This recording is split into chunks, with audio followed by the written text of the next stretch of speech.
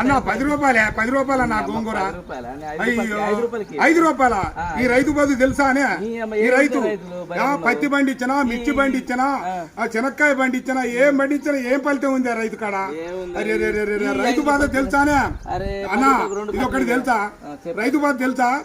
నేను పంట పండించిన రైతు పత్తి ఏ ఫలితం లేకుండా రైతునయ్యి పుట్టినాను, రైతునయ్యి పెరిగినాను, రాయినయ్యి నేను పుడితే రంది లేకుంటుందునయ్యా.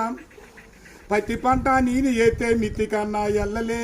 ఏం బతుకు ఏం బతుకు ఈ రైతు బతుకు చూడరా, ఏం బతుకు ఏం బతుకు. అరే మిర్చి పంట నేను ఎత్తే ఖర్చులన్నా బూడలే. ఏం బతుకు ఏం బతుకు ఈ రైతు బతుకు, ఈ బతుకు నేను బతుకాను. పల్లెరుగా ఎల్లో పలుగురాల చేను కాడ పాములు తెల్లల్లా తిరిగి ఎద్దులాగా ఎద్దు నాగి వానగుంటల నీళ్లు దాగి ముళ్ళ కంచాలెక్కి దూకితే గడ్డి మోపే గొంగడాయే పెంటగడ్డే పక్కల ఎత్తుని అమ్మ బతుకు. ఏం బతుకు ఏం బతుకన్నా ఈ రైతు బతుకు ఏం బతుకు? అయ్యా 5 రూపాయలకు అడుగుతాను. 6 నెలల బట్టి సాదుకొని నీ ఇంటికి వచ్చి బండి నీళ్ళు 5 రూపాయలకు కోసం అడుగుతావు. ఈ రైతు బతుకు ఎక్కడైనా చూసుకోలేవా? అయ్యయ్యో.